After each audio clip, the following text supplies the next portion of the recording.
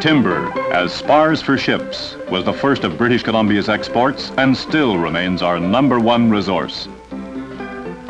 The western red cedar was used by the Indians for their tremendous totem poles and their great long houses that were large enough to shelter several families. Adopting the tools and materials that lay at hand, these old-timers copied the longhouse for a combination cookhouse and bunkhouse. Early forest rangers also adopted native forms of transport, and here they make a dugout for use on river patrols. Somehow it seems as though we're looking at a different age, but the Forest Service used dog teams as recently as 1925 when these pictures were taken in northern BC.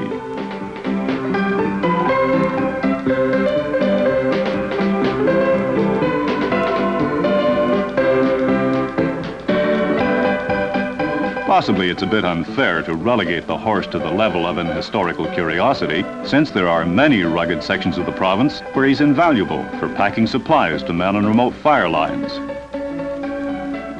Where roads were good, some forest guards enjoyed the luxury of a smartly turned out horse and buggy. Yep, in them days things was different all right. Trees was bigger and nobody'd ever bother with some of the toothpicks you see logged these days. I think the men was bigger too, bigger and tougher. Well, stands to reason. They had to be if they was gonna log that big stuff. Hauling such timber needed power. In the early days, that meant animal power. There was no more powerful draft animal than the ox. In some areas, where the trees were smaller than those of the coast, a horse was used for skidding logs.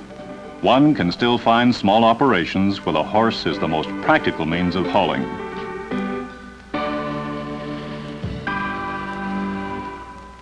Even when steam power was first used, the logger's mind was still on animals, and he called his machine a donkey.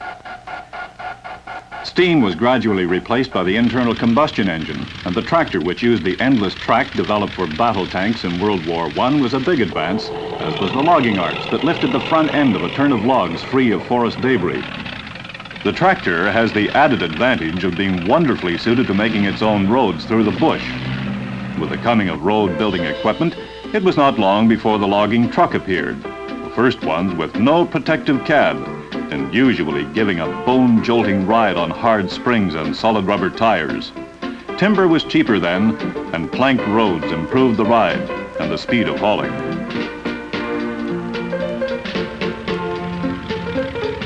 Now the trucks seem to get bigger every day, so that many of them are too large for the use on public highways and spend their days confined to private logging roads. So as the industry has grown, we find that every man's job is specialized. The truck driver is just that, and in many cases does not even own a pair of cocked boots to mark him as a logger. There is no doubt that the old breed is dying out and being replaced by highly skilled teams where each man's job dovetails tightly into a vast and complex organization. Well, like I was saying, in them days men was men. There's nothing fancy in the woods. Why, you know, I've been here nowadays, they has real beds with mattresses and even sheets. It is true that some of the old skills are not so important in the woods today. Many an old-timer developed phenomenal dexterity with a double-bitted axe, often to the point where it became a living extension of his hands. This was his prime tool, and in the hands of an expert, the axe could do the work of an adze or even a plane. Equally important, the crosscut saw, which had seen no change in its basic design for thousands of years, was always kept in top condition. A man's wages depended on how much timber he felled and bucked each day.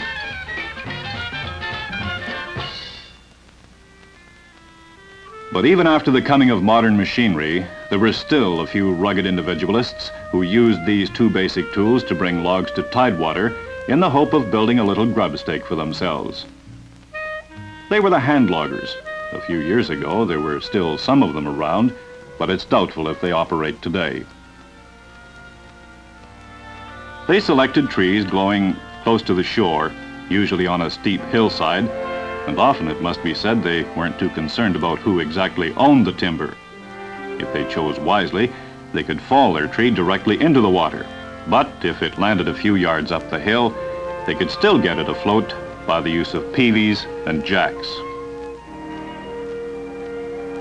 Sometimes the hand loggers worked in pairs, but often a man would be on his own.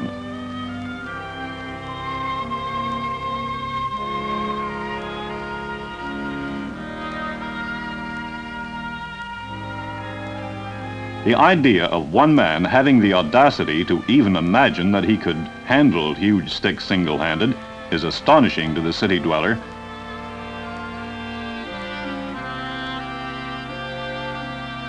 But with his saw, his axe, the indispensable Gilchrist jack, and plenty of time to do the job, these solitary men contributed their bit to our lumber industry. Apart from the money they hoped to earn, they took to this lonely existence because of a love of solitude and the challenge they faced every working day.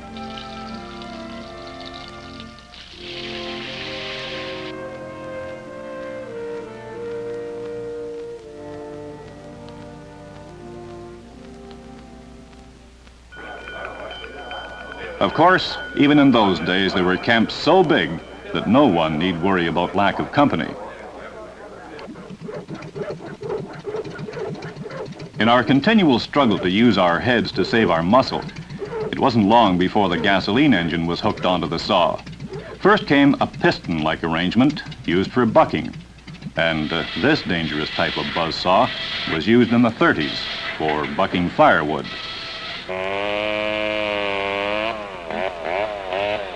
The chainsaw, combining the motor with an endless chain of cutting teeth, was the first really portable mechanical saw.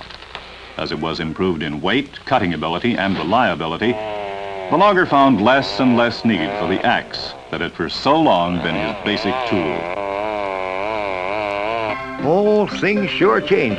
You take high rigging, for instance. Used to be topping a spar tree and rigging the lines was a real art, but nowadays just about the only place you can see these guys is in some loggers' sports. That's not quite true.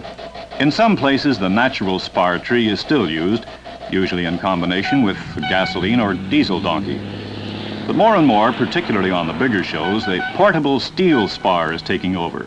It's quicker, safer, and can be erected almost anywhere where there are a few square feet of level ground.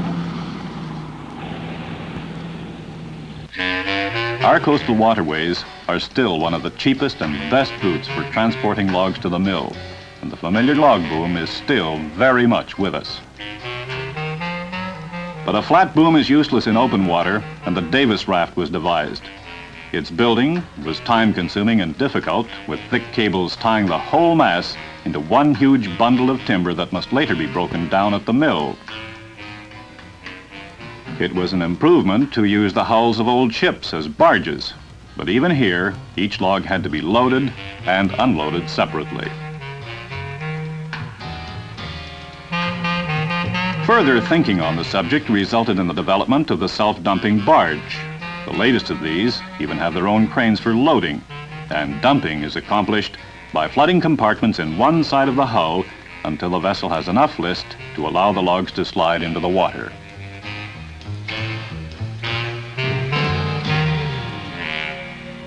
Of course, just about everybody knows about tugs and booms and all that, but up in the interior, they used to use the rivers quite a bit, too. See, in them days, we didn't have no roads in lots of places, and the only way of getting around was by the rivers. Up in that country, most of the Forest Service guys, rangers and so on, they used canoes, and it wasn't all that easy when you had to make a portage. Then, of course, the outboard motor replaced the paddle, and once more life was made just a bit easier for the men of the Forest Service. Not only that, but with engines it meant that the river boats could negotiate rapids that would have been unthinkable when motive power was supplied by the paddle.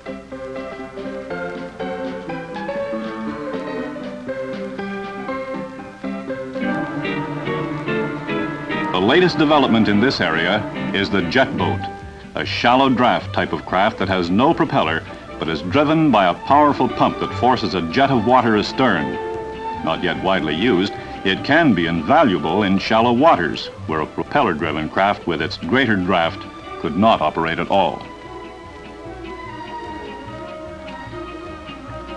One of the things them old-timers was real good at was inventing things.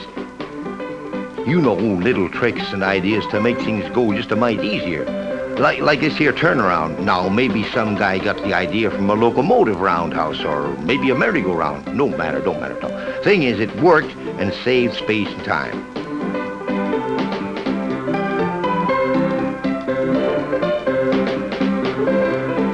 Or how about dumping your truck by tilting the whole shebang? Kinda neat, eh? Yeah, lots of things like that. The old-timers figured that out. Most of them are forgot these days. Some smart feller figured here the best way of lifting his trailer back on the truck was slip the truck under the trailer. Thinking all the time in those days. Yes, they were thinking all the time. Thinking of ways to save labor. In the winter, why bother with a sled when the logs would go faster on their own?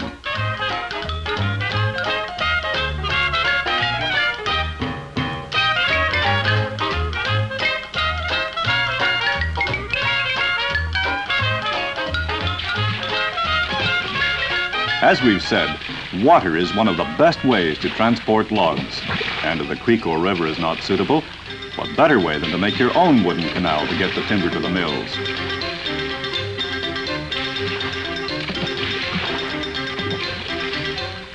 This motorless truck on its wooden tracks looks like some primitive ride on an amusement park. But it did the job cheaply and efficiently, even if a bit dangerously.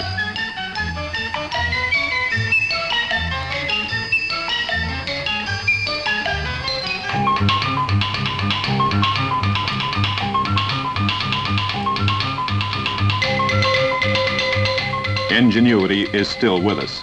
Advances continue to be made.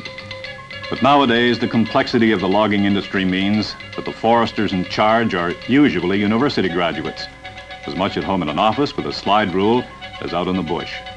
Their knowledge covers many fields, including biology, surveying, engineering, and management. Working on a program of continuous yield, they plan crops that they will not live to harvest, since the seedlings planted today will not become lumber for 70 or 80 years.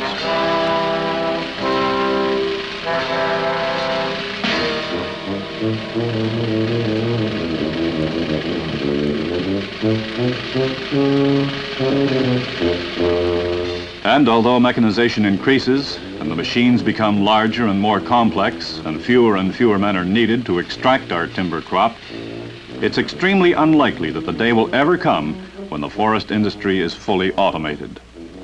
Behind the machines, there will always be a skilled operator, and behind the operator will be the men with the inventive minds, always seeking some better, faster, safer, and cheaper way of harvesting the forest wealth of British Columbia.